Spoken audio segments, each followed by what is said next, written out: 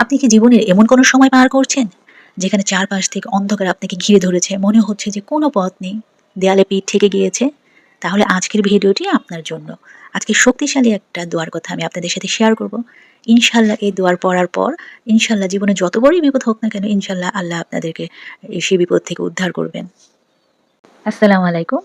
সূরা আম্বিয়ার ৮৭ ও ৮৮ নম্বর আয়াতে আল্লাহ বলেছেন, অতঃপর আমি তার ডাকে সাড়া দিলাম এবং তাকে দুশ্চিন্তা থেকে মুক্ত করে দিলাম, আর এইভাবেই আমি মুমিনদেরকে মুক্তি দিয়ে থাকি।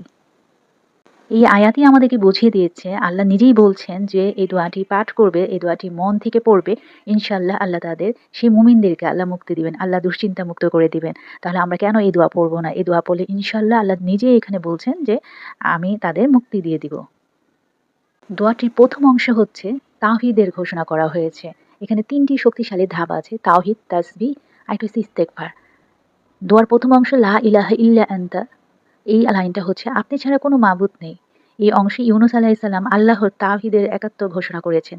তিনি স্বীকার করেছেন যে আল্লাহ মানে এই কঠিন পরিস্থিতি থেকে একমাত্র আল্লাহই মানে ক্ষমতা রাখেন, যে আল্লাহই এই বিপদ থেকে তাকে উদ্ধার করবে। এছাড়া আর কেউই এই বিপদ থেকে তাকে উদ্ধার করতে পারবে না। দ্বিতীয় যেটা হচ্ছে সুবহানাকা, আপনি পবিত্র, আপনি মহান। এটার অর্থ হচ্ছে এই শব্দের মাধ্যমে তিনি আল্লাহর মহিমা ঘোষণা করেছেন। তিনি বুঝিয়ে দিয়েছেন আল্লাহ কোনো ভুল করেন না। আল্লাহ কারোর উপরে জুলুম করেন না। সব পবিত্রতা আল্লাহরই। আল্লাহই আমাদের উত্তম, মানে উত্তম যেটা আল্লাহ আমাদের জন্য উত্তম সেটাই আল্লাহ আমাদের জন্য করেন। হচ্ছে ইন্নী কুনতু মিনাজ জালিমিন, আমি নিশ্চয়ই অপরাধীদের অন্তর্ভুক্ত। এই লাইনটি অনেক বেশি মানে নিজেকে সঁপে দেওয়া আল্লাহর কাছে, যে আল্লাহ আমি আমি অপরাধ করেছি। এখানে ইউনূস আলাইহিস সালাম কিন্তু নিজের অপরাধের কথা স্বীকার করেছেন, মাথা নত করেছেন আল্লাহর কাছে, তখন ক্ষমা চেয়েছেন। এটার অর্থ হচ্ছে ইন্নী কুনতু মিনাজ জালিমিন, আমি জুলুম করেছি, আমি নিজের উপরে নিজে জুলুম করেছি। হ্যাঁ, এই কথা যখন আল্লাহ দেখে যে আল্লাহর কাছে আপনি মাথা নত করে আল্লাহর কাছে নিজের মানে গুনাহ স্বীকার করছেন, নিজের ভুল স্বীকার করছেন, তখন কিন্তু আল্লাহর রহমতের জোশ নেমে আসে। আল্লাহ কিন্তু তখন মানুষকে বিপদ থেকে রক্ষা করেন। বিপদ থেকে বাঁচানোর মালিক একমাত্র আল্লাহই।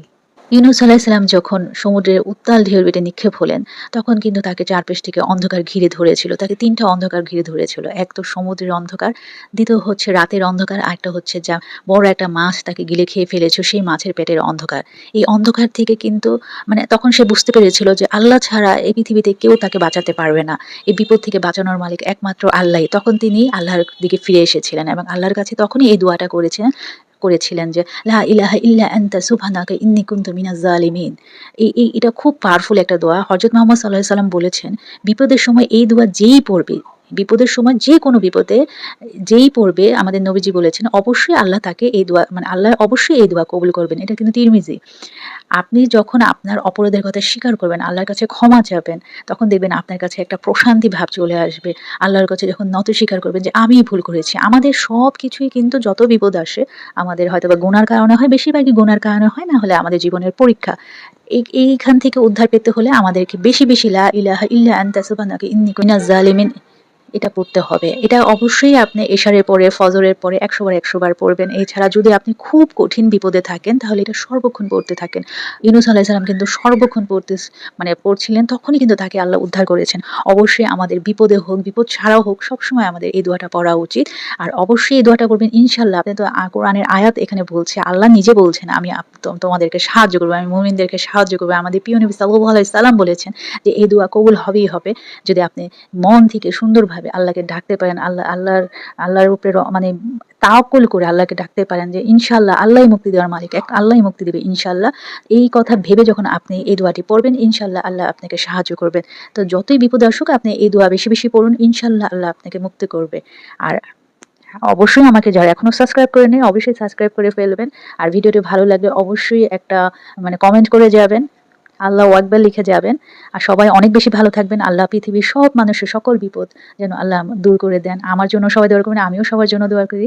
লা ইলাহা ইল্লা আনতা সুবহানাকা ইন্নী কুনতু মিনাজ জালিমিন। আল্লাহ হাফেজ।